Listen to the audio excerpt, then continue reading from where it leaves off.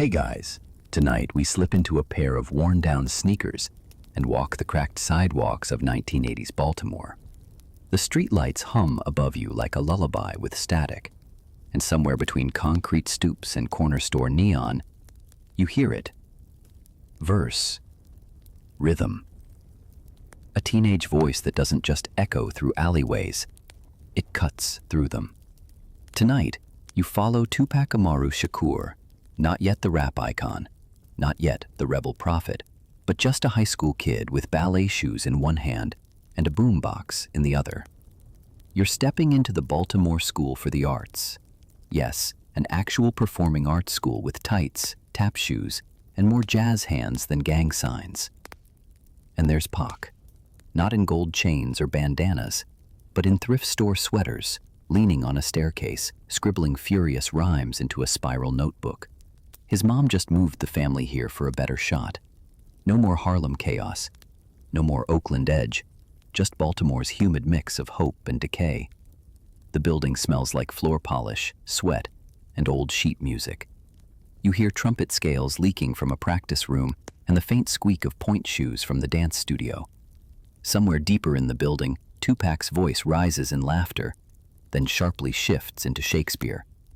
That's the thing about him here. He's a contradiction you can't unhear.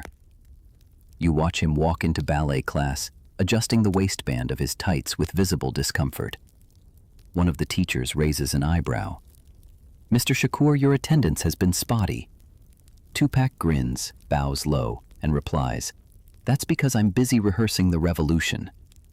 Everyone laughs, but it's not just a joke. Even now, he's performing. You probably wouldn't survive his schedule. You follow Tupac through the school's echoing halls. It's more conservatory than combat zone, but he carries the weight of both. His mom, Afeni Shakur, was a former Black Panther. Home isn't just a place, it's a political classroom. She teaches him to think critically, speak boldly, question everything.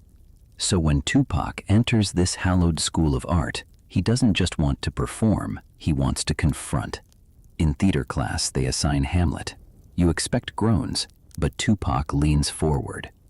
To be or not to be hits differently when your best friend just got locked up, and your lights might be shut off next week. The class stares as he delivers the soliloquy, not like a prince, but like a corner preacher, voice trembling with fury. The teacher silently nods. A star is forming, not just of stage, but of storm, and in dance. Oh, he's awkward at first, tripping, swearing under his breath. But then something clicks. Tupac discovers that movement is poetry without vowels. He spins, leaps, lands, all with the same defiance he uses when rhyming. He doesn't lose himself in the music. He dares it to keep up. Here's a quirky truth. At one point, he volunteers to play the Mouse King in The Nutcracker. Yep, glittery cape, fake crown. Even his shoes have bells on them. And he absolutely owns it. Parents clap, classmates cheer, and Tupac bows like he's just finished a world tour. Because to him, this isn't embarrassment. It's range. Biographers still wonder whether art school softened Tupac or sharpened him. Was it the safe space he needed, or the battlefield that trained his tongue for war? One thing's clear: every role, every routine, every read-through added something permanent to his arsenal. After school, he grabs pizza with theater kids and talks about Nina Simone like she's his aunt. Art isn't just art, he tells them. It's armor. And they nod, chewing thoughtfully. No one's sure if he's joking. He probably is, but then again, probably not. You watch him scribble poems on the back of his math homework. Themes: revolution, love, violence, dreams, always dreams. He dreams of being known, not liked, not praised, known, fully, fiercely. Even when he's performing as someone else, there's a core of Tupac that refuses to be rewritten. He often wears a thrifted army jacket with holes in the sleeves, says it's his uniform for surviving capitalism. That earns an eye roll from his geometry teacher, but a few classmates start dressing like him anyway. The legend starts here, not in MTV interviews or platinum records, but in quiet locker conversations and basement rehearsals, where the myth of Pac begins whispering its first lines. You spend one long afternoon with him on the school's roof. He's skipping class, but you don't tell. He smokes a clove cigarette, just one, just for the vibe, and talks about how the stars look like stage lights. Maybe I'll do Broadway, he muses, or maybe I'll lead a march. Then he pauses. Or maybe they'll kill me before I do either. You don't know what to say, so you don't. Just sit and listen and feel the wind tug at that army jacket, like even the sky wants to know what he'll become. That night, he writes a poem about it. Title, The Sky Has Hands. You don't know where it ends up, but you remember the line. Even the wind knows my name. Even silence claps for me. You're standing outside the locker room now, but it doesn't smell like gym socks or disinfectant spray. No, this one buzzes with rhyme schemes and chest-thumping beats slapped out on dented lockers. It's unofficially known as Pac's stage, though no one put up a plaque. You peek inside and there he is, back leaned against a locker, eyebrows raised like punctuation marks, spitting verses so fast they bend time. Other students form a loose ring around him, dancers, actors, one kid who plays the oboe. There's no DJ, no flashing lights, just palms pounding metal and words colliding mid-air like sparks from a fuse box. You catch lines about Reagan, about rats in the ceiling, about love. And every now and then he breaks the rhythm, just to laugh, really laugh like he's dizzy with the power of his own voice. It's a cipher, sure, but not like the ones on street corners. This is locker room royalty. Poetry battles between kids wearing both eyeliner and Adidas. Tupac doesn't just win these battles, he reroutes them. Someone drops a generic yo mama joke, and Pac flips it. My mama led revolutions. What did yours do? Iron your jeans? The room erupts. Quirky fact. At least once a locker actually fell during one of his sessions. A kid leaned back too hard while beatboxing. They all laughed for 5 minutes. Tupac rhymed, when the locker dropped, the rhythm popped, and even gravity said, yo, Pac, don't stop. You learn quickly. This school isn't just learning lines from Chekhov or pirouetting on beat. It's a hotbox of creativity, and Pac's the one holding the match. One of his closest friends in this world is a girl named Jada. You've heard of her. Yes, that Jada. They aren't lovers, but they love each other. A complicated teenage kind of bond. Half poetry, half protection. She calls him tight as a fist but soft like jazz. He rolls his eyes, then writes it down when she's not looking. Some afternoons they skip class and walk the inner harbor, trading stories like mixtapes. He performs little improv bits for strangers. Shakespeare as a confused tourist, Romeo asking for crab cakes. Jada giggles until she can't breathe. You're ridiculous, she says. He shrugs. I'm rehearsing for life. The thing is, he means it. There's a moment you won't forget. One afternoon, Tupac comes to school in full costume. Pirate boots, velvet cape, fake sword. Drama project, he explains. But there's no project. He just wanted to see if people would treat him differently. Most do. A few smirk. One teacher calls him disruptive. But the principal just says, if that boy ends up famous, I want this photo. And yes, there is a photo. Somewhere, probably gathering dust in a Baltimore office drawer. Biographers still debate how much of this was performance and how much was protection. Was the swagger real, or was it armor over insecurity? The kind you forge when you've been hungry too many nights and laughed it off every time.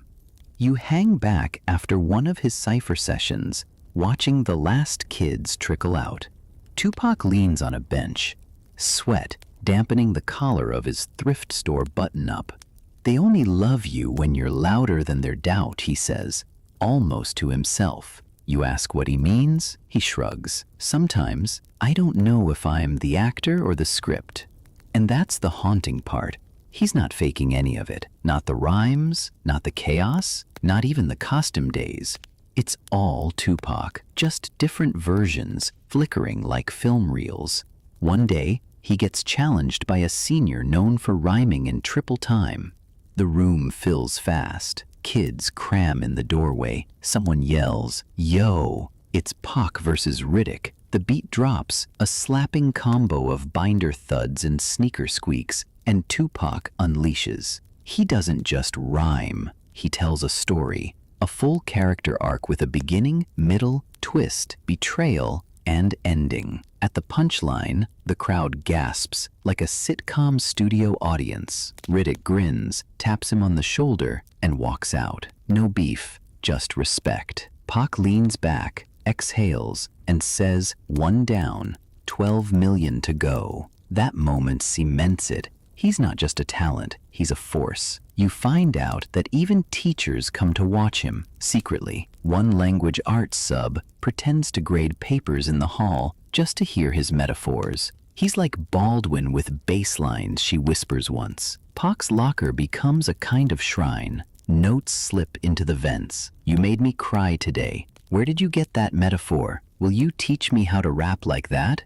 He keeps them all in a shoebox at home. He starts mentoring younger students, kids who don't think they belong. One boy with a stutter, one girl who raps in French. Pac makes room for them all. If someone interrupts, he snaps, "Let her finish." He isn't just chasing spotlights, he's handing out lanterns. And you begin to notice, he's building a language out of contradictions, classical and street, rage and elegance, grit and grace. Most artists choose a lane, Tupac breaks them. There's this eerie debate among former classmates. If Tupac had stayed just a little longer, would he have gone full thespian? Broadway? Film before music? Would he have become an activist first, a rapper second? Or would he have burned even brighter and faster? You don't know. But that day, as he walks out of the locker room, someone yells, "Yo, Pac, say something real." And he does. Doesn't pause, doesn't flinch. He says, "Even lies got rhythm, so be careful who you dance with." You follow the echo of Tupac's voice into a dimly lit theater, the kind with old velvet seats that creak like ghosts, and a stage that smells faintly of paint and powdered makeup. The Baltimore School for the Arts hosts its drama classes here, and today they're rehearsing Othello. You sit in the back row, watching Tupac emerge into a spotlight that feels like it was waiting just for him. He's not playing Othello, not yet. He's auditioning. Monologue in hand, shoulders back, expression unreadable. And then the flip. The voice changes. He's no longer Tupac, the rapid-fire poet or the locker room king. He's now a soldier betrayed, a lover cracked by jealousy, a man swallowed whole by the lies around him. And it's intense. Not like teenage drama club intense, like adult courtroom breakdown intense. The teacher actually drops her clipboard. You look around. No one breathes, no one blinks. When he finishes, there's no applause, just stunned silence. Because it wasn't just a monologue, it was something closer to an exorcism. Afterward, Tupac walks off stage like nothing happened. "Was that too much?" he asks, casually tying his boot. You don't answer. You're still shaking. The teachers gather that night. The buzz begins. He's special, they say. Dangerous, but special. And they're right. Because for Tupac, drama class isn't just about characters. It's about turning wounds into weapons. Here's a quirky gem. He once rewrote a Shakespeare scene to include a beatbox intro. Called it Othello, the remix. The teacher wasn't amused, but the crowd was.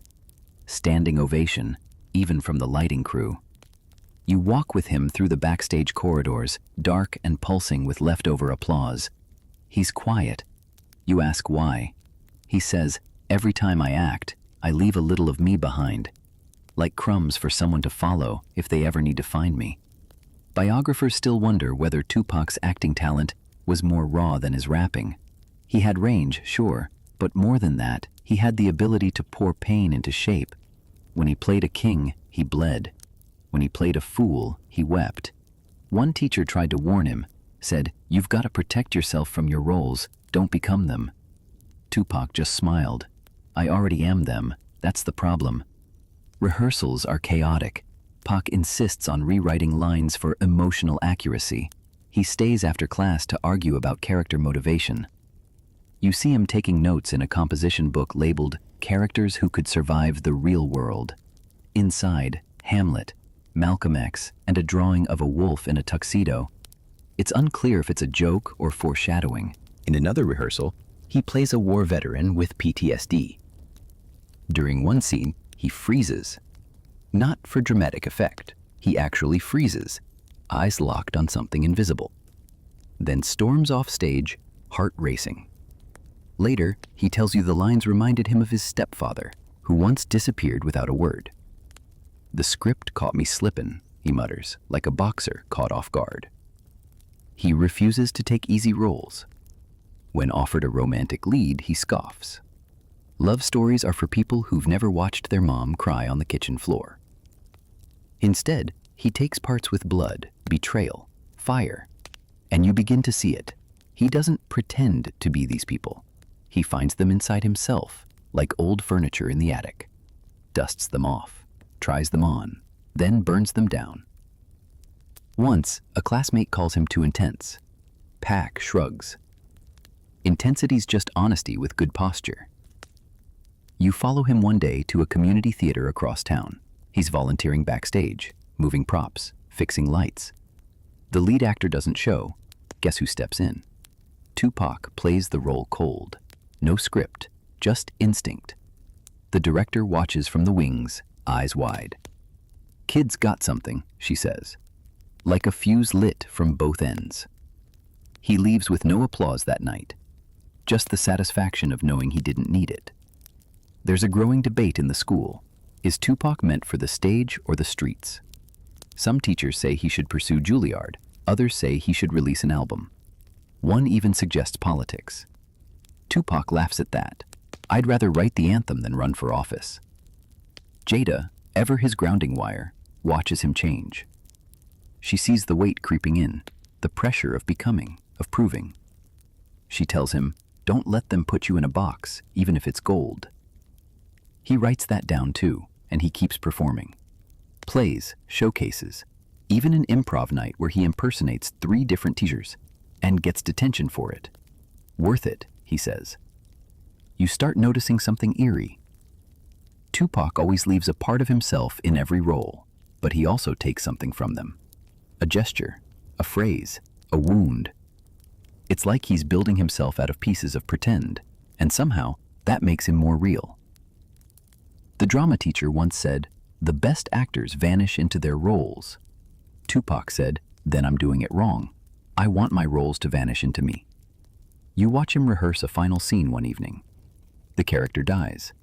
Tupac lies still on stage for nearly a full minute after the lights dim. No breathing, no twitch. Someone whispers, is he okay? Then he sits up, laughs, and says, gotcha. Half the class claps. The other half curses under their breath. Even in silence, the man commands a crowd. The bell rings, but Tupac doesn't head to lunch like everyone else. Instead, you trail him through a side exit into the humid breath of Baltimore, where the school's walls melt away into the pulse of the city. He's got headphones on, one ear in, one out, listening to Coltrane. Not Biggie, not Public Enemy, Coltrane. This is his sacred hour, his jazz hour. You follow him through Mount Vernon's quieter blocks, past bookstores and corner cafes. His steps fall in time with the saxophone riff sliding out of that old cassette player he refuses to upgrade. Jazz raised me, he says. Rap just gave me a mic. It's not just something he says, it's true. At home, Afeni spins Miles Davis on Sundays like scripture. Nina Simone plays when she's cooking. Tupac grew up with melodies that demanded your attention without ever raising their voice.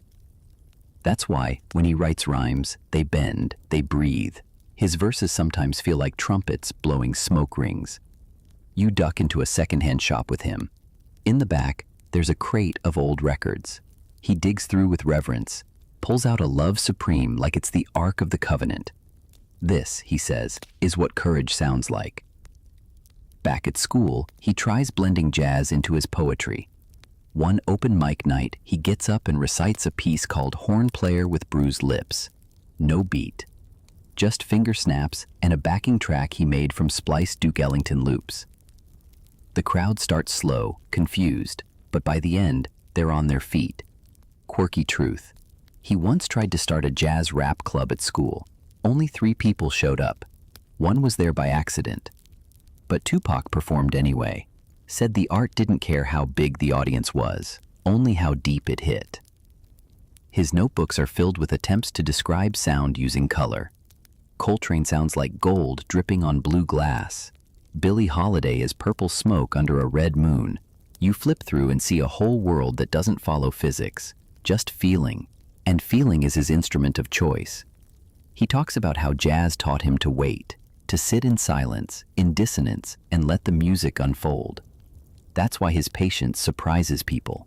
He'll let you talk, let you think you've got the upper hand, then respond with one sentence that flattens the room, like a cymbal crash after a quiet solo. One time, he gets into an argument with a teacher over a history assignment. The question was about American prosperity in the 1950s. Tupac challenges it. Prosperity for who? For white picket fences, not for my block. Instead of yelling, he quotes Nina Simone, then gives a 3-minute impromptu monologue tying the Great Migration to bebop. The class just sits there, stunned. The teacher gives him an A. You catch him reading Langston Hughes in the hallway once. He closes the book and says, "Jazz was the first protest." Then smiles, and it had better outfits. That's the thing about him. He's not just studying art, he's synthesizing it, merging worlds that aren't supposed to meet. Shakespeare with spoken word, ballet with boom bap, saxophones with street talk. He calls it collage culture, says the world is too broken to be whole, so he stitches it together with sound.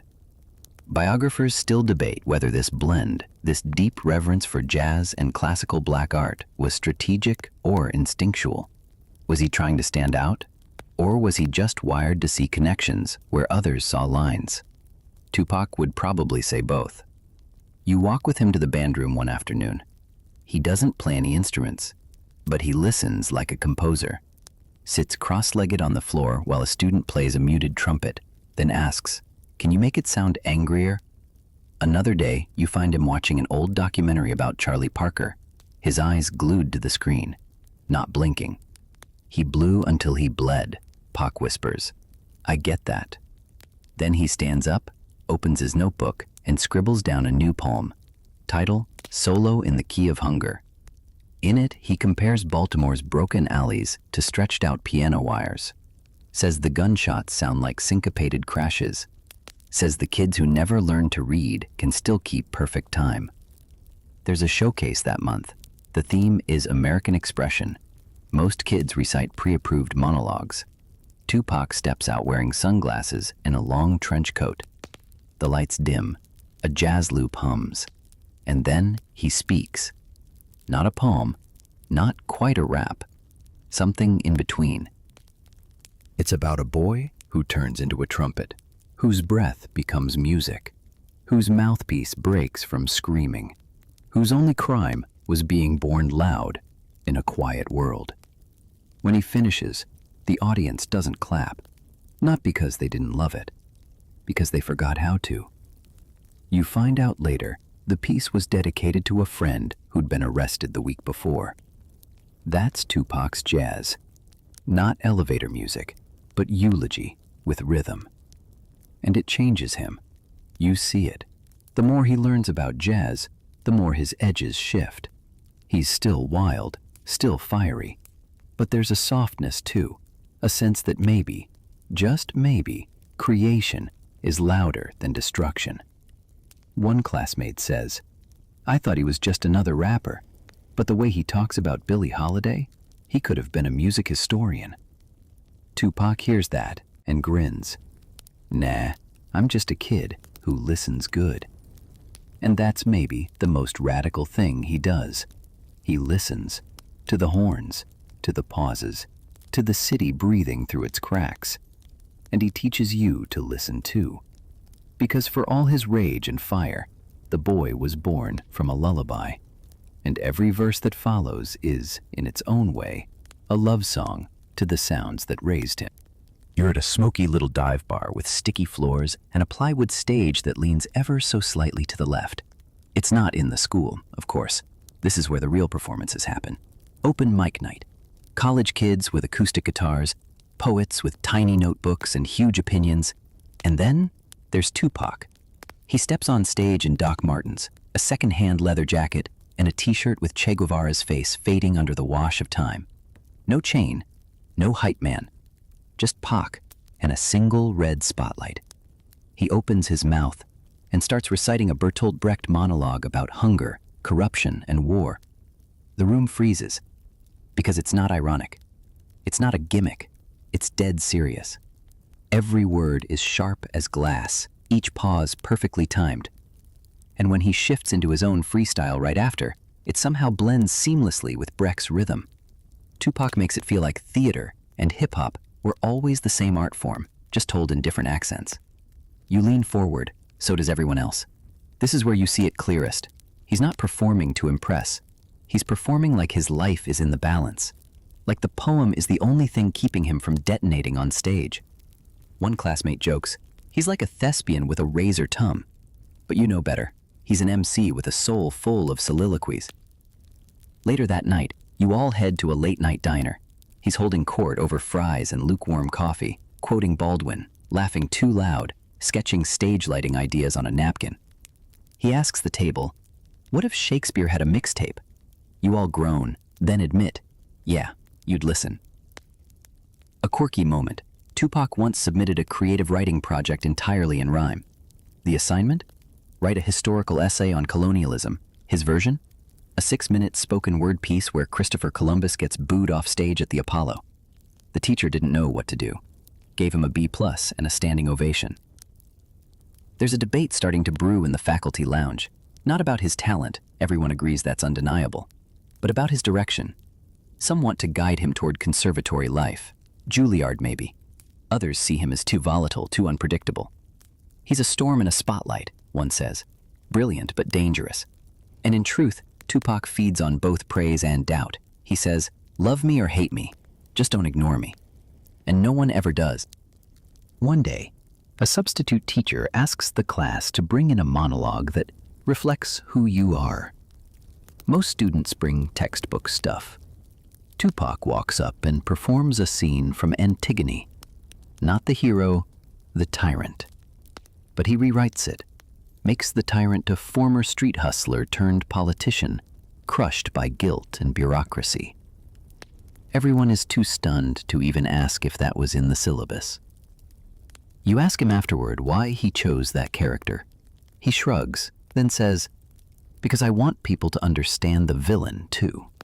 I've met him. I've almost been him. That's the thread running through his performances. Sympathy for the broken. Understanding for the ones who get left out of textbooks and curtain calls. At school events, he volunteers to MC fundraisers, but his intros are laced with punchy one-liners. Here comes our dance troupe, the only squad in town tighter than the city budget. Laughter. Applause. You swear the principal smiles just a little.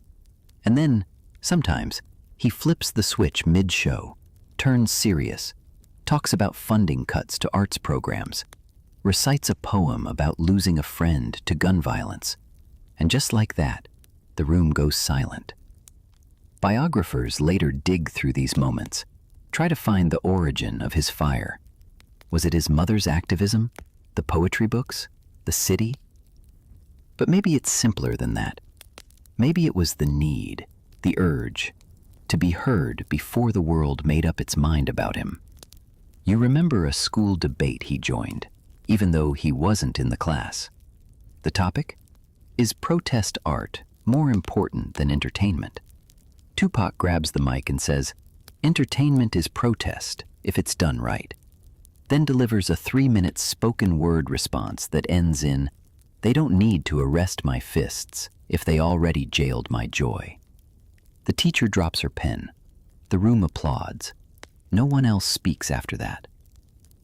He starts gaining a little fame. Local kids outside the school know his name now. Some call him the actor rapper. Others just call him Pac. He hates the label, says, "Art ain't a costume. I don't switch off when the bell rings." And he proves it one night when a citywide showcase invites high schoolers to perform. Most show up in their best outfits. Tupac arrives in a hoodie with handwritten lyrics scrawled across the front in Sharpie. He performs a fusion piece, half monologue, half freestyle, all chaos. He stomps, he laughs, he cries. The audience doesn't know if it's real or rehearsal. Spoiler, it's both. A reviewer in the local paper writes, Tupac Shakur turned the stage into a confession booth, then set it on fire. He tapes that quote to his locker. You walk home with him after that show. It's late. The city's quiet, except for the occasional siren. He's wired, talking about future pieces, future plays, maybe a short film. Then he pauses and says, "Sometimes I wonder if I'm wasting my time here, like I already outgrew the curtain." You ask, "So what's next?" He stops walking, looks you dead in the eyes. Whatever makes the world flinch. Then he laughs and keeps walking, and for a moment the sidewalk feels like a stage, and every street lamp a spotlight waiting for his cue. You're in the school's sunlit atrium, and Tupac is sitting on the floor, knees up, back against a pillar, scribbling something with deep concentration. Not lyrics this time, not a monologue, but a poem, carefully measured, line by line, with syllables counted and crossed out, rewritten again and again. You lean over to peek. It's a love letter, not some corny locker note. This one's written in iambic pentameter, like he's auditioning for the role of Romeo, but also trying to win a Pulitzer. And who's it for? You already know. Her name is written like a watermark across every stanza. Jada. You've seen them before, laughing at jokes that don't make sense to anyone else, sitting under trees sharing peanut butter sandwiches, arguing about whether Prince or Marvin Gaye is more poetic. But what you didn't know is how often Tupac writes about her when she's not looking. He never shows her the poems. He keeps them folded in his back pocket like little secrets. Some are romantic, some are protective, some are angry at the idea that the world might break her. You once see one titled, "If You Cry, I Burn." He shrugs when you ask. Just a line, he says, but you both know it's not. At school, they're inseparable. People assume things, but it's not like that, not really. It's deeper than dating. It's this strange, permanent kind of soul friendship. One day, she gives him a necklace, just a beaded cord with a charm shaped like a tiny dagger. He wears it under every costume, every hoodie, like armor. And there's tension, sure. There's a day he skips class after seeing her hug someone else. Later, he writes a poem with no title, just the line, "I can't be jealous of your sunlight, but it's hard not to miss the warmth." Quirky truth, Tupac once tried to write her a sonnet where every line ended with Jada. It didn't go well. He laughed about it for a week. Turns out even Shakespeare had limits. There's a moment you'll never forget. One rainy Friday afternoon. The drama teacher cancels rehearsal. Everyone scatters, grateful for the break. But you see Tupac and Jada stay in the auditorium, pacing the stage, reenacting scenes from A Midsummer Night's Dream. Only now they're set in a subway station, and Hermia raps. They don't break character for almost an hour. No audience, no cameras, just two teens, in love with the act of creating, to stop. Biographers love to speculate. Was Jada his muse, his what could have been? They debate when the shift happened, when fame pulled them apart. But back here, right now, it's simple. She's the anchor. She keeps him from spinning too far into the storm. But then comes the crossroads. A citywide rap contest is announced. Big stakes, big crowd, industry scouts. Everyone knows Tupac should enter. But it lands the same week as the final dress rehearsal for the spring play, where he's the lead. He's torn. You see it. He paces between lockers like a boxer in his corner. One gets me a trophy, he says. The other might get me a record deal. You ask which one he wants. He doesn't answer, just says, "I hate choosing between mirrors." He picks the rap battle. The director isn't pleased. His understudy scrambles to memorize lines, but Tupac shows up the next day after the contest, trophy in hand, bruised knuckles, hoarse voice, and still runs lines with the cast backstage. No bitterness, no apology, just tired joy. He whispers to the new lead, "Kill it tonight. I'm watching." That's the kind of loyalty that makes people follow him even when they don't understand him. And that contest? He didn't just win, he devoured. His final verse was a freestyle inspired by Macbeth, comparing ambition to bloodstains. The judges didn't get it, the crowd did. They roared so loud the MC had to restart his mic. One friend later says, "He didn't battle, he gave a damn one-man play with punchlines." And somehow, that moment marks a shift. More kids start hanging around him in the halls. His name starts floating outside of school walls, into the streets, into other cities, that actor kid with bars, that poet who rhymes like a riot. You catch him late one night in the school library. Everyone's gone. He's reading Pablo Neruda. His headphones hang silent around his neck. He looks up and says, "Sometimes I wish love was easier to rhyme." Then he shows you a page filled with crossed-out couplets. At the bottom, a note. "She deserves more than my metaphors." You never ask if he means Jada. You don't have to. There's a theater showcase coming up. Jada's directing. Tupac's not in it. But you catch him in the back row every night during rehearsals, cheering, coaching, whispering lines to newbies when they forget. Never once tries to take the spotlight. That's love, too. And here's the most Tupac thing about it all. He takes that ache, that push-pull tension of love just out of reach, and turns it into rocket fuel. His verses get deeper, his poems hit harder. It's like he's mining something sacred, and you can feel it in everything he writes. Because the truth is, love didn't tame him, it focused him. And even though nothing's official between them, no label, no kiss, no yearbook dedication, you see the quiet devotion. In the way he laughs more when she's near, in the way his voice softens when she's not. Biographers still argue whether he ever wrote a full album's worth of love poems just for her. Some swear those lyrics resurfaced years later in hidden tracks and interviews. Others say he burned the pages. It's lunchtime.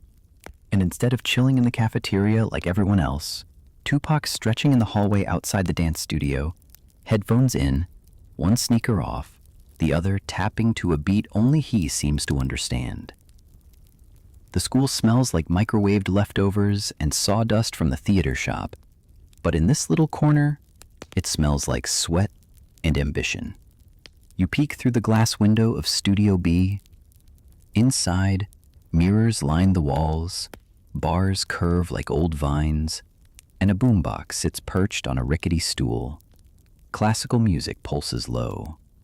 Tights, leotards, pirouettes in motion.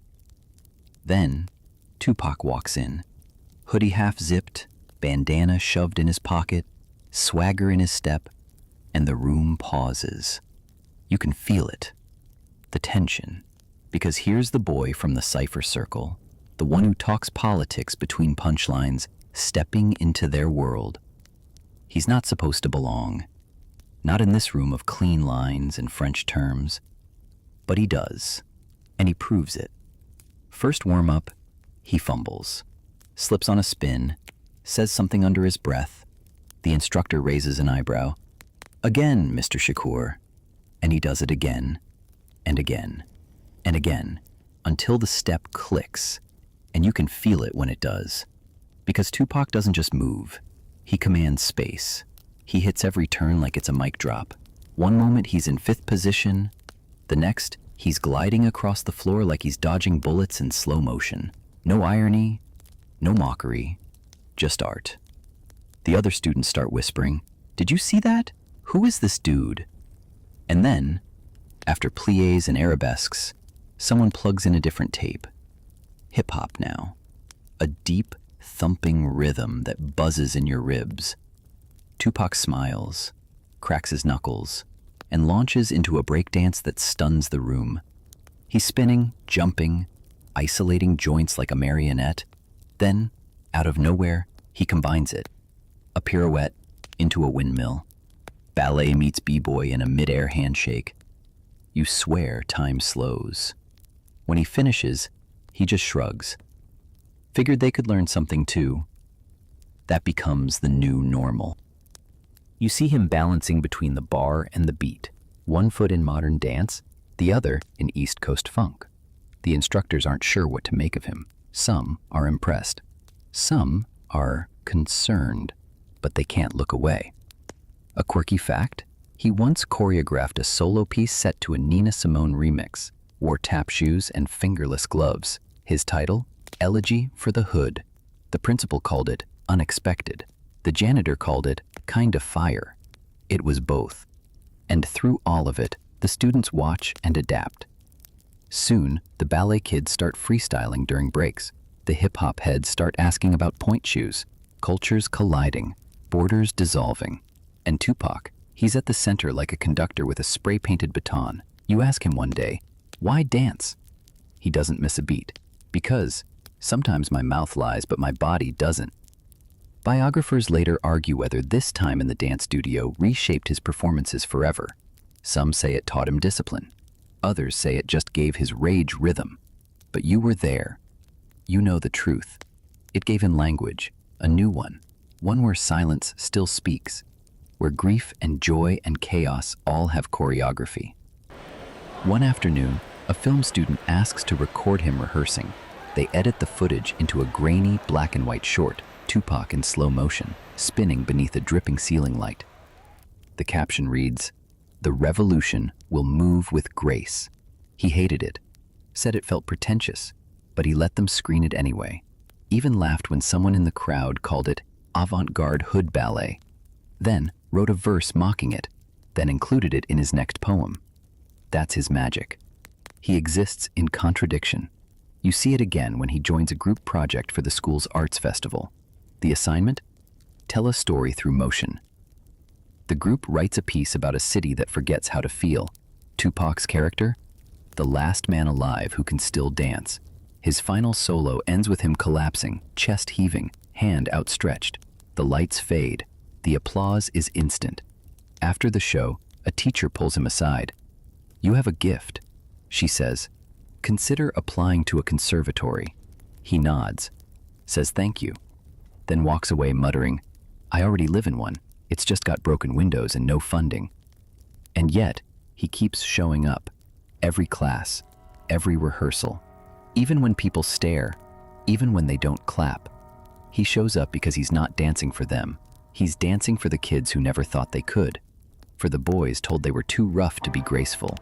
For the girls who were laughed at for twerking during warm-up. For the rhythm that lives in cracked sidewalks and leaky ceilings. Because to Tupac, every movement is a kind of prayer, a kind of rebellion, a kind of home. And when you watch him leap, arms wide, eyes shut, mouth open just slightly, you realize something. He isn't trying to escape the world. It's Thursday morning, and you're in the hallway by the vending machines, the ones that always eat quarters and hum like old refrigerators. A few students are huddled nearby, waiting for Tupac to drop something new. Not an album, not even a beat, just a verse. Because here's the thing, Tupac has fans now, and they don't wear chains or flash money. They wear turtlenecks and Doc Martens, carry sketchbooks, quote Sylvia Plath. Some are theater kids, some are goths, some are violin prodigies who've never set foot outside a suburb, and yet, they hang on his every word. You walk by a table in the student lounge. A group of punk girls is arguing over the meaning of a Tupac poem titled Ashes in 4/4 Time. One says it's about capitalism, another says it's about breakups, a third says it's both, that's the point, and they all nod.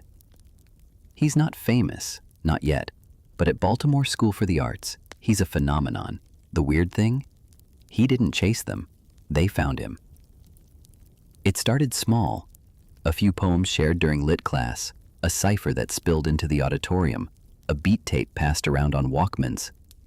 And then, suddenly, people started showing up just to hear him. You see it in the way they lean in when he talks, the way they go quiet when he pauses. He could be reading the lunch menu and someone would start snapping. One time, a pair of orchestra kids asks him to collaborate. They're writing a piece for strings and want his voice layered over it. He agrees on one condition. Let it breathe. No sugar, just pain and cello. They blink, then nod. The result? A 5-minute spoken word track called "My First Funeral Was a Fire Drill." It's devastating. It's raw. It gets played at assembly. 3 teachers cry. You ask him why he did it. He shrugs. Because even cellists get sad sometimes. Quirky truth? There's a hallway bulletin board that was supposed to be for student highlights. It ends up unofficially becoming the Tupac board. Kids post his poems, quotes, doodles of him in wings or clown makeup. Someone tapes up a drawing of him as a superhero, cape made of notebook pages. He pretends to hate it. Secretly, he takes a photo. You begin to notice, when Tupac speaks, people listen differently, not like a celebrity, more like a mirror. He says things they didn't know they were allowed to feel. Even teachers start quoting him. A history teacher opens class with, "As Mr. Shakur said yesterday." The students laugh, but it sticks. His voice starts folding into the institution, like graffiti on marble. And he doesn't dumb anything down.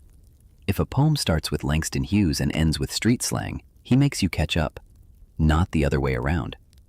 That's part of his code. Never spoon-feed, never soften. Just speak sharp and let the listener sharpen themselves. There's a zine being printed now. Hand-stapled pages filled with confessions, comics, political essays. They ask Tupac for a submission. He gives them 4. One's a satirical letter to the school board about cafeteria pizza. Another's a love poem written entirely in the format of a police report. They publish them all. Biographers argue whether this was the first time he became conscious of his influence. The moment he stopped being just a performer and started becoming a symbol. But if you ask him, he'll say, "Nah, I'm just talking. Y'all the ones making it sound holy." Still, he notices, and it weighs on him. You catch him alone one afternoon in the courtyard, watching kids read his work. He looks nervous, taps his pen against his boot. What if they follow me somewhere I don't even want to go? You ask what that means. He doesn't answer, because even leaders get scared when the crowd starts growing. One morning, a freshman walks up to him trembling, holding a poem. Says she never showed anyone her writing before, but his stuff made her brave. He reads it, smiles, then hands it back and says, "You already won." Later, you find out he used one of her metaphors in his next piece. No credit, no announcement, just quiet respect. That's the other thing. Tupac doesn't hoard the light. He reflects it. He organizes a lunchtime open mic, calls it "Shout or Shut Up." It's raw, no teachers allowed. One kid bombs, another shines, someone cries. Tupac hosts every week, introduces each act like they're the headline, even when it's just a kid reciting moody haikus about their goldfish. He tells the crowd, if they're up here, they're real. That's the rule. It spreads. Kids from nearby schools sneak in to perform. A girl from a Catholic academy reads a breakup poem with so much venom it burns the back row. Tupac hugs her after. "That was some Saint Valentine revenge type shit," he whispers. You laugh, but he's serious. To him, expression is sacred, and everyone deserves a turn at the mic. Biographers still debate if this is where the activist voice began, not in protests or press conferences, but right here, in a cafeteria with broken chairs and warm soda, speaking truth with a spotlight made of nothing but attention. You think back to his locker, how it's become a gathering point. People leave things there, lyrics, questions, even gifts. One day, someone leaves a single sunflower with a note. "You make me feel loud." He doesn't say anything about it, but the next day, he wears a sunflower pin on his backpack. And just like that, the hallway becomes a stage again, not with props or scripts, but with presence. It's a gray Monday morning and Tupac's late, not fashionably, just tired.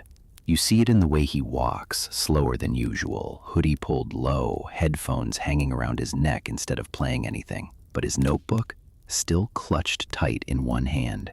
You know that notebook.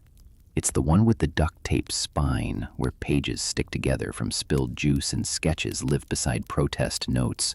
Today, he's not performing. He's building something. Quietly, relentlessly. You sit beside him in homeroom and he opens the notebook. Inside, page after page of headlines clipped from newspapers. Black teen shot in D.C. City cuts funding to youth arts. Food deserts in urban Baltimore. Next to each headline, Tupac has scrawled verses, arguments, diagrams, sometimes even little cartoons. One has a drawing of a scale, on one side a violin, on the other a gun. This, he whispers, is the real curriculum. Because while other kids are studying world history, Tupac is designing his own. It's a syllabus of survival, of identity, of truth stripped raw.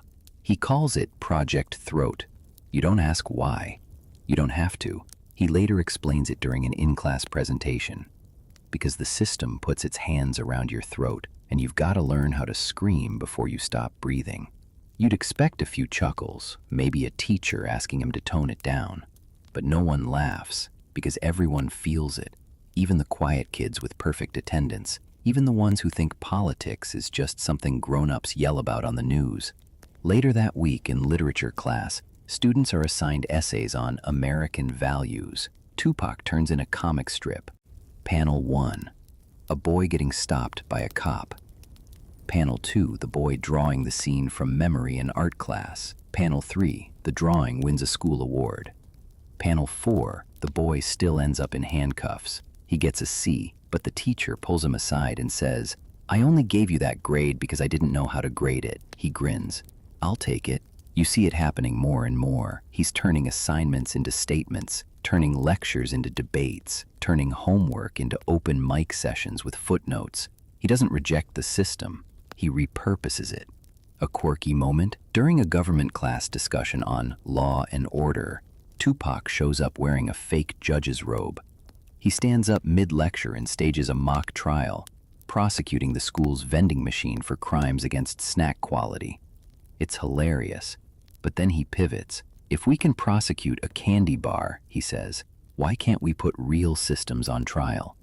Everyone laughs, then stops, then really thinks. And that's the danger, that's the brilliance. He's funny until he's not. He writes an essay about Malcolm X, turns it into a poem about mirrors and broken lenses.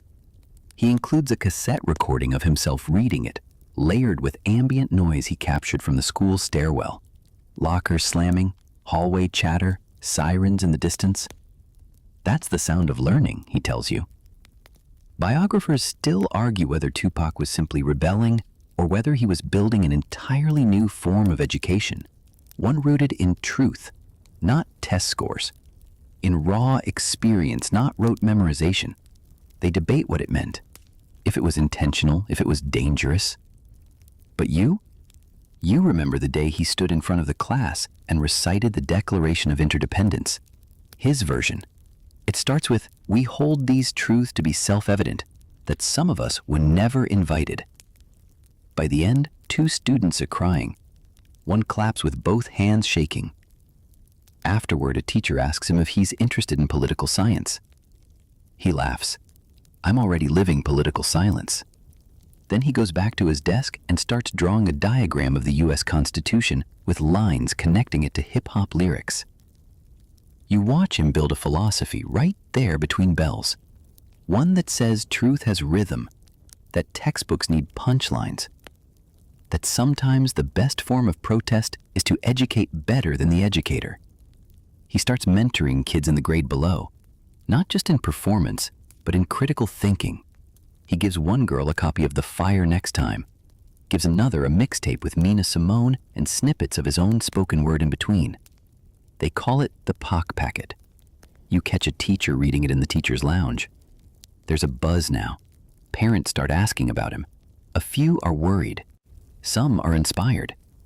One even writes a letter to the principal. Whatever that young man is doing, more of it, please. But not everyone's comfortable. There's an incident one week. Tupac organizes a silent walkout during lunch to protest a canceled arts grant. 20 kids show up. They stand in the courtyard with duct tape over their mouths, each holding a poem. No signs, no chanting, just presence. The administration doesn't know what to do. They don't stop it. But the tension hangs in the air for days. Later, Tupac's called into the office. You never find out what they said, but afterward, he doesn't complain. He just tapes his protest poem to his locker and adds the caption, "Still here." That becomes his phrase. You see it in his notebooks, on his sketch pad, even carved lightly into a bathroom stall. Still here. And every time you see it, you realize what he's doing. He's rewriting the curriculum of what it means to be young and black and brilliant and angry and hopeful all at once. He's teaching a class with no room, no roll call, no grades, just open minds, and maybe a little background music. It's a Thursday, cloudy again. Baltimore is in that late afternoon hush where the streets feel like they're waiting for something. The buses rumble past, pigeons scatter. And Tupac, he's nowhere near school. He told you this morning, field trip today, with that half smirk he uses when he's being dead serious but knows no one will believe him. And sure enough, instead of hopping the usual route home, you follow him down a side street, backpack slung low, hoodie up, headphones tucked away like a priest pocketing scripture. But this isn't a joyride. Tupac calls these his observation missions. His version of a museum tour, only his exhibits aren't framed on walls, they're alive. He walks the streets that textbooks forget, blocks heavy with poverty, boarded up houses, and street corners painted in memorial candles and graffiti tags. He sketches things as he goes, not just images, but moments.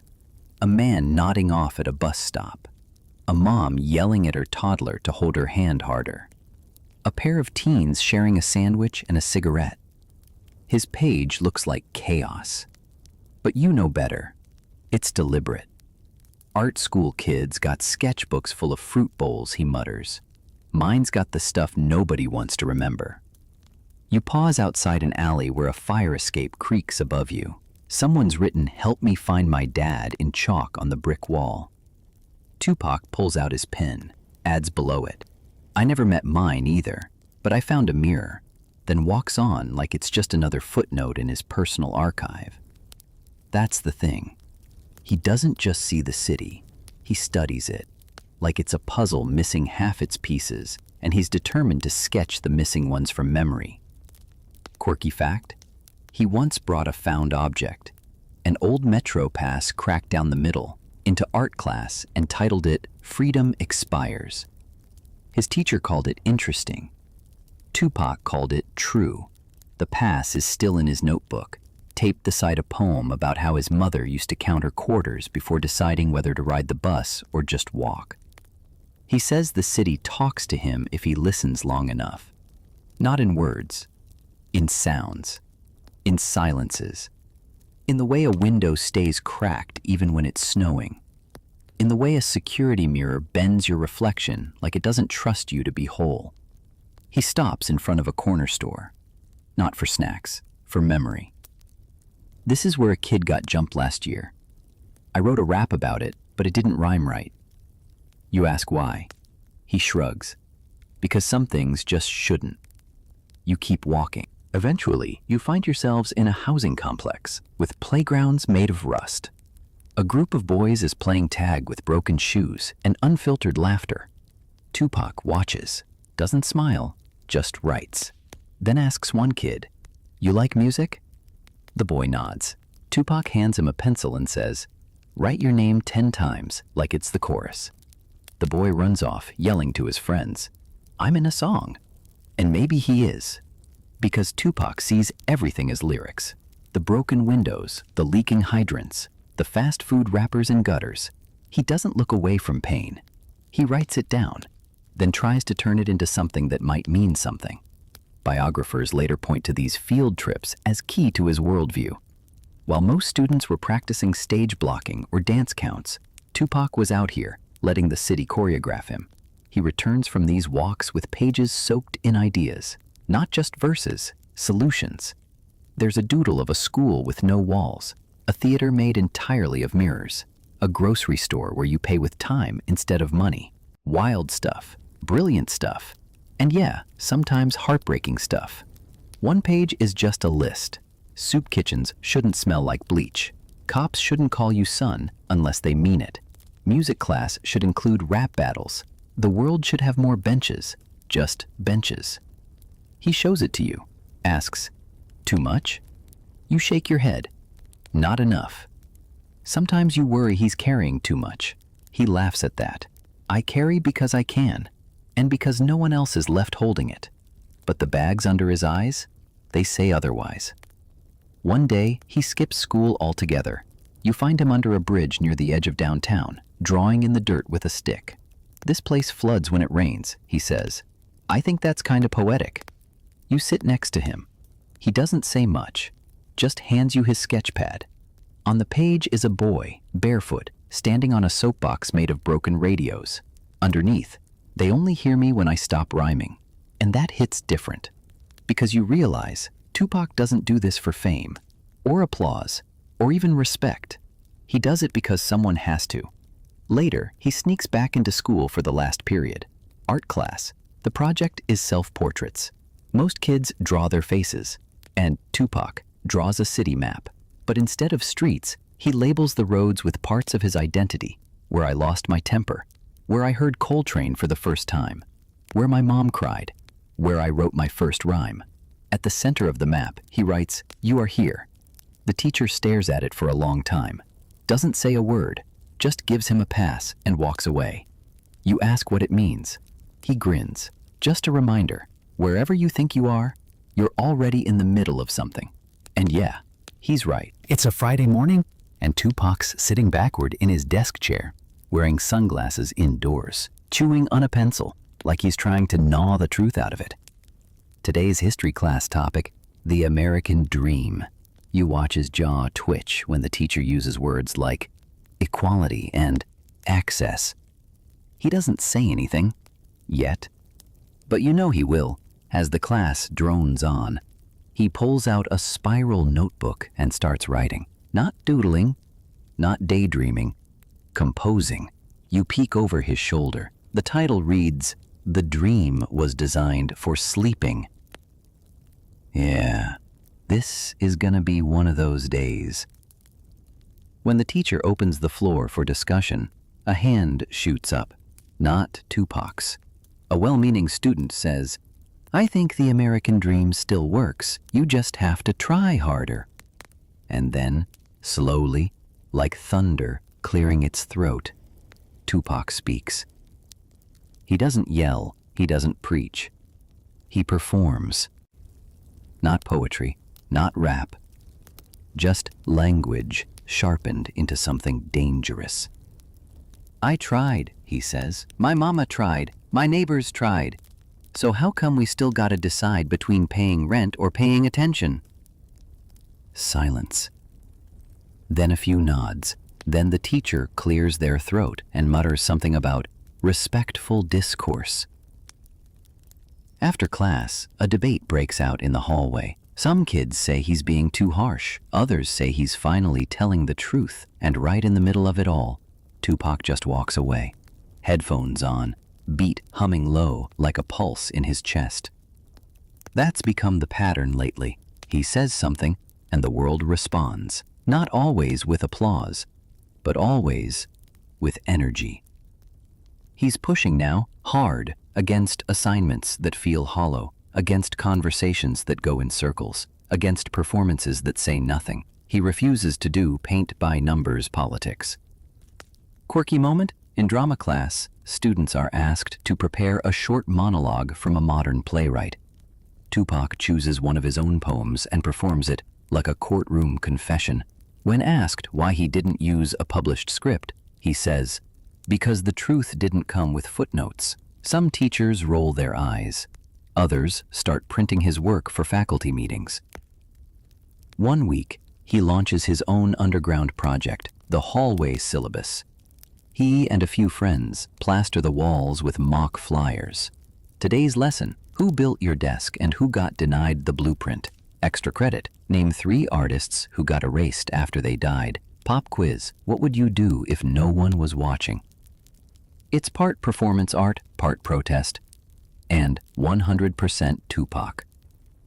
The principal tears them down. Tupac replaces them the next day with bigger fonts. Biographers still dissect this part of his life. Some say he was struggling with identity, trapped between artist and activist, student and soldier. Others say he wasn't struggling at all. He was just choosing, day by day, battle by battle. But you saw it firsthand. He starts organizing peer-led discussions outside school hours. Kids meet in the stairwell or behind the gym. They talk about the stuff that doesn't make the curriculum. Redlining, generational trauma, cultural appropriation. Tupac leads but never lectures. He asks questions, then listens. One session turns into a cipher. Another ends with someone crying. Tupac sits beside them and says, "Feeling something? That means you're doing it right." You wonder where he's getting all this energy, until you see him crash. One afternoon, he doesn't show up for class.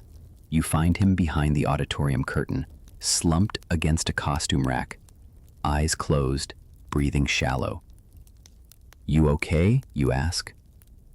"Just ran out of verbs," he mutters. "Give me a minute." Because pushing this hard takes a toll. He starts skipping meals, pulling all-nighters, rewriting the same poem 6 different ways because the first 5 weren't angry enough. You want to tell him to rest, but how do you tell a hurricane to take a break? Still, somehow, he finds balance, or something like it. He joins a school panel on youth and civic engagement. He shows up in a thrift store suit and combat boots. The moderator introduces him as a rapper and aspiring poet. Tupac interrupts, "I'm not aspiring, I'm applying pressure." The crowd laughs, then listens, then leans in. He talks about food insecurity, art access, police presence in schools, quotes Maya Angelou, then rewrites her last line on the spot. The audience gasps. One panelist tries to challenge him, suggesting his perspective is emotionally charged. Tupac smiles. That's because emotions are evidence. Later that night, he writes a new piece titled Courtroom of the Unheard. He prints out copies and tapes them around the school. By lunchtime, every locker row feels like a gallery. One teacher jokes, "You're turning this place into a museum." Tupac replies, "Good, it needs more exhibits about the truth." And even in all this seriousness, he's still funny, still flirty with chaos, still the same kid who'll freestyle about cafeteria mystery meat if the vibe calls for it. But you see the edges now, sharper, hungrier. He's less interested in proving himself, more interested in challenging everyone else. By the end of the semester, people are looking at him differently, not just as the talented kid, but as the standard. The stage lights are hot, blinding, even from the back row. You're sitting in the velvet seats of the school auditorium, heart thudding, programs crinkling in your lap. It's opening night, and Tupac is standing center stage, not behind a mic, not in front of a classroom, but fully in character. Full costume, full spotlight, full vulnerability. He's playing a soldier in a school production of A Soldier's Play, a role heavy with history, silence, and buried rage. And tonight, Tupac isn't performing. He's bleeding. You can see it in the tremble of his hands, the crack in his voice during the 4th monologue, the way his jaw locks when another actor delivers a line about honor. It's not overacted. It's not polished. It's real. Raw. So real that halfway through, someone in the front row starts silently crying and doesn't stop until the curtain falls. You're not sure how he held it together. Maybe he didn't. Because after the final blackout, as the applause rolls through the room like thunder, Tupac doesn't bow. He just walks off stage. Straight out the side door, past the dressing room, past the cast photos on the bulletin board, straight into the alley where the air is cool and unfiltered. You follow. You don't say anything. He leans against the wall and breathes, deep, rough, like someone who just came back from something they never meant to visit. "I didn't think it would hit me like that," he says.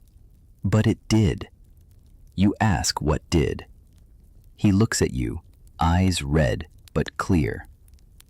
The line about dying for a country that won't write your name down unless it's on a list. I know that line. I've lived it. I've heard it in my mom's voice.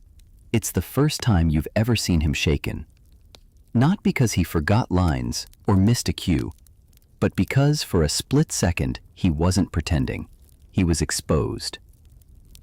Back inside, people are clapping, shouting his name. A few classmates say it's the best performance they've ever seen. One teacher tells the director, "That boy's going to be famous." But Tupac's still in the alley, sitting on a milk crate, staring at the stars through a gap in the brick. Quirky fact, he once said he hated curtain calls. "They feel like applause for pain," he'd say. "I'd rather they just felt something and left it there." This wasn't the first time he unraveled on stage. During rehearsal the week before, he improvised a monologue, something not in the script. The cast froze. The director let it run. Tupac spoke about a mother cleaning blood off a uniform that didn't belong to her son. "He never made it to basic training," he said, voice flat. But they still folded the flag. It didn't make it into the final show. Too real, too his. Biographers later latch on to this night. Some say it was the moment Tupac realized acting could hurt more than heal, that every performance peeled back another layer he couldn't get back. Others argue it was when he understood the power of being unguarded, that letting the mask slip wasn't weakness, but strategy. You remember what he told you backstage the night before. "I'm not scared to cry on stage. I'm scared no one will believe it."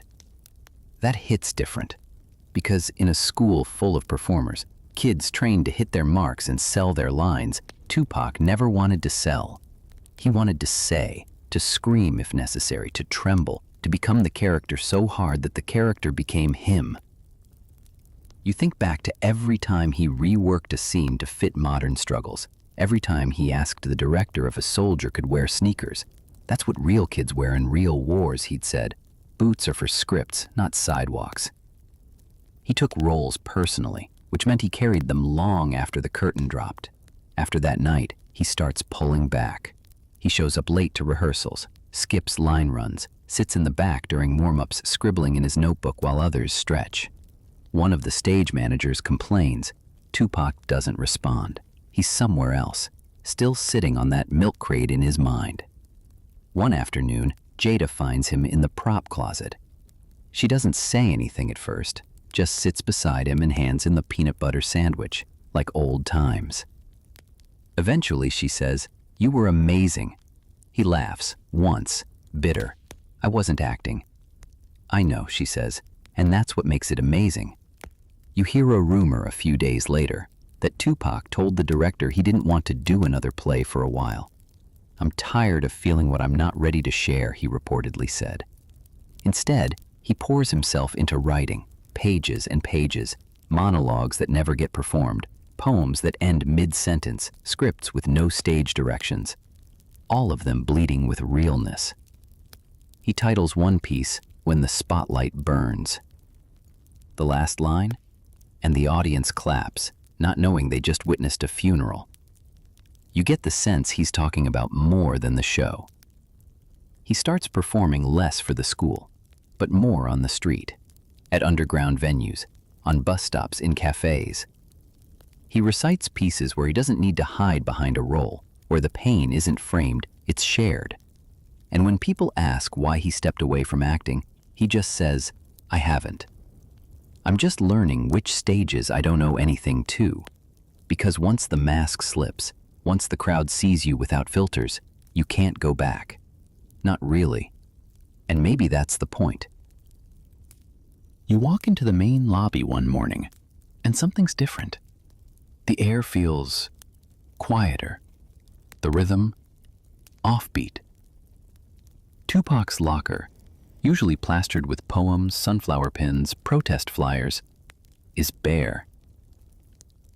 At first you think maybe he's late, but by lunch, the whispers start. He's gone. No big announcement. No farewell speech. No final performance. He just exited stage left, out of the school, out of that building where he built half of himself in monologues and metaphors, out into the real world.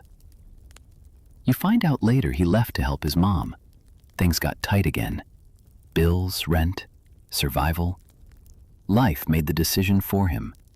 Art school dreams were brilliant, yes, but they didn't pay for groceries. Not yet. And just like that, Tupac chooses the streetlight over the spotlight. But don't get it twisted. He didn't quit. He shifted. Because out there, outside the padded walls of classrooms and stages, he found a different kind of script. Etched in pavement, scribbled in alleyways, painted on boarded-up barbershops. And he started performing again. Not for teachers, not for grades, but for truth. You catch up with him a few weeks later on the west side, in a parking lot turned performance space. There's a crowd, a real one, not classmates, not faculty, just people. Older heads, kids with their hoodies half zipped, girls with notebooks in their back pockets. And there's Tupac, on a crate, rapping verses so fierce they make the street lamp flicker.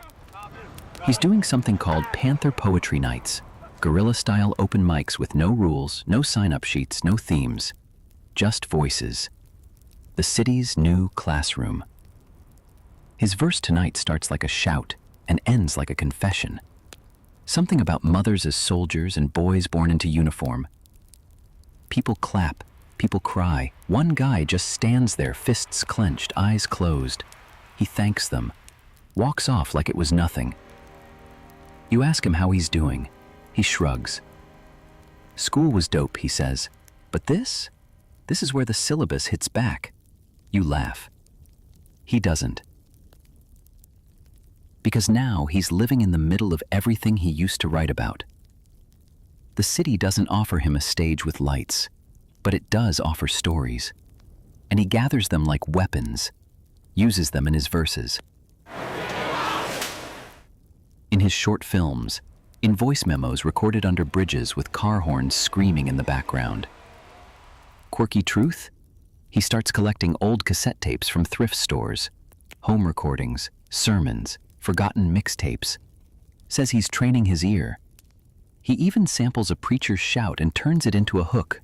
Later, that hook becomes the chorus for his first ever demo tape. It's raw, but it's his. Back at the school, his name still echoes. Teachers mention him in passing. Tupac would have loved this scene, or remember when he flipped the Antigone script? The new freshmen whisper about the boy who made Shakespeare sound like spoken word. His locker stays empty, but people still leave poems there. Some students try to reach him, a few succeed. Others just write him letters they never send. Biographers point to this chapter as the turning point, the line where Tupac's art stopped being about learning and started being about living. Some say he abandoned structure, others say he outgrew it. But the ones who knew him, they say he never stopped being a student. He just changed classrooms.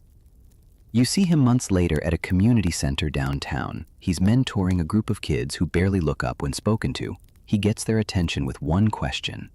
What's your story, and what happens if you don't tell it? A hand goes up, then another, and just like that, the room ignites. Because Tupac's gift was never just his voice, it was his ability to spark others. He tells them stories from art school, about ballet shoes and Brecht, about crying on stage and falling in love with a girl who made his poems sharper. He says, "Y'all think I came from hard knocks, but I came from hard questions." They don't all get it, but they feel it. You walk with him after. The streets are damp from last night's rain. The lamplight makes puddles look like portals. He says, "I still dream about that stage, you know?" You nod. He smiles, but it's a tired one. "Sometimes I think I left too early." And then his eyes light up again. "But then I write something real, and a kid I've never met tells me it made him go home and hug his mom, and I'm like, nah, I left at the exact right time." He pauses. "And besides," he adds, "who says the curtain ever really closed?" Because that's the secret. The audience never left. The spotlight just moved. And Tupac, he's still performing. Every verse, every protest, every broken beat, stitched back together with hope. You're back in the school hallway now, but everything's softer, dimmer, like a memory wearing its favorite hoodie. It's been years since Tupac left, and yet his name still lingers in the lockers, in the scuffed floors, in the silence between class bells. You overhear kids talking in whispers. "Remember when he turned attention into a poetry slam? Did you hear he used to rehearse Shakespeare on the bus? My cousin swears he battled a teacher and won." None of them really knew him. Most never shared a class or even walked the halls at the same time. But the stories? They travel, evolve, fold into legend like origami with edges that cut. There's a new bulletin board now where his old locker used to be. The art teacher calls it Alumni Inspiration, but really, it's just Tupac's wall. Clippings, fan drawings, notes from students who never met him but feel like they did. One is scrawled in purple pen. "He taught me to speak before I was ready." You wander backstage, same old paint buckets, same hanging ropes, same dusty stage lights. Someone left a script on a chair, an original one-act inspired by Pac's early poems. You flip through. There's a scene where a boy stands on a milk crate, pretending to conduct traffic while reciting the Constitution. You smile. They're still writing about him. Not just him, of course. The idea of him. That art could be angry and beautiful. That truth could fit in a rhyme scheme. That grief could pirouette. That a kid from Baltimore could make people cry without saying a word. Quirky rumor?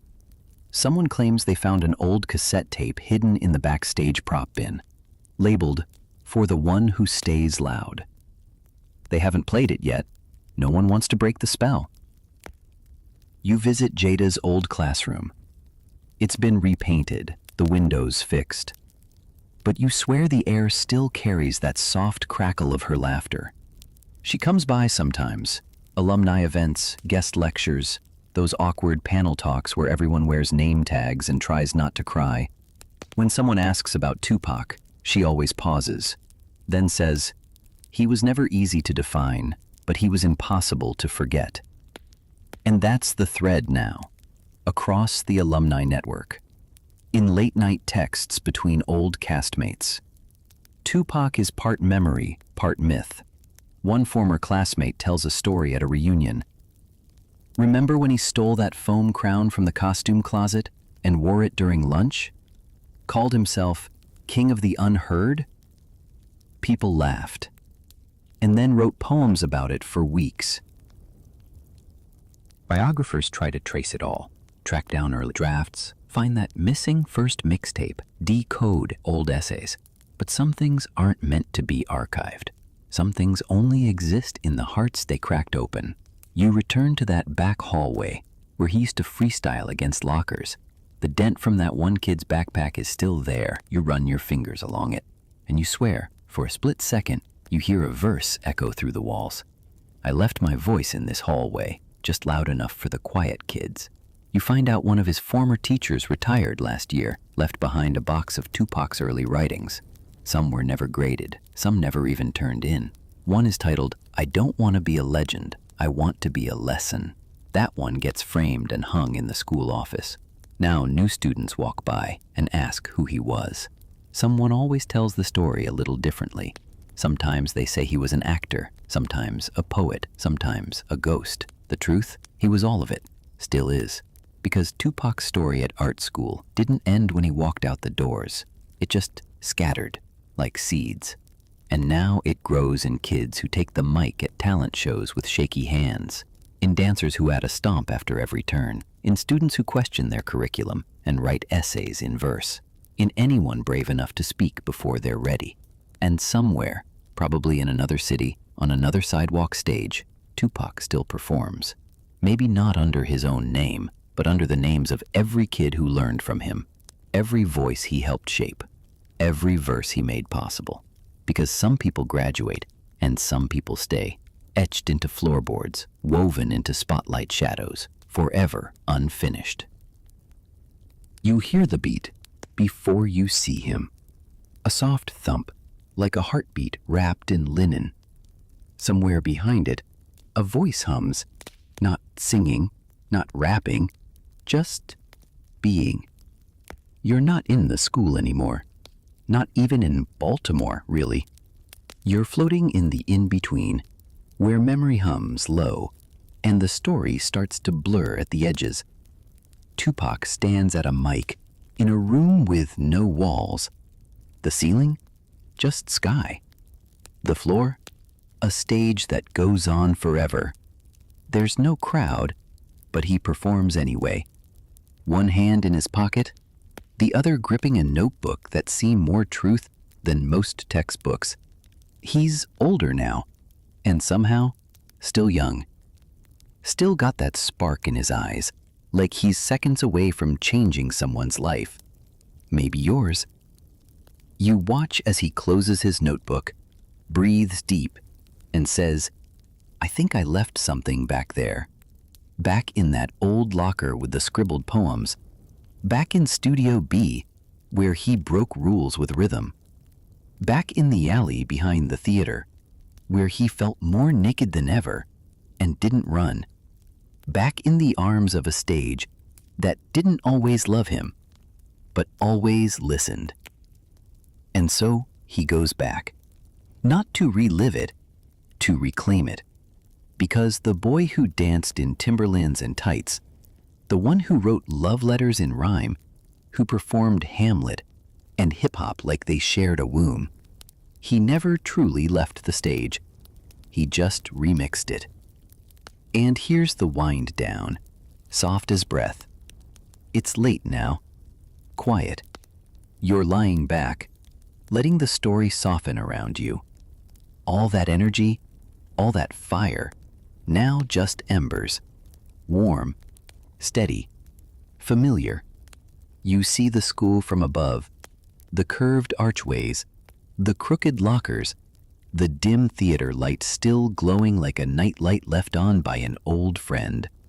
In one of the classrooms, a kid, maybe just like you, is writing their first poem. Nervous, unsure, but writing anyway. In another room, someone's humming Nina Simone. And down that long hallway, if you listen close, you'll hear it. Footsteps, then a voice, then a laugh that doesn't need a punchline.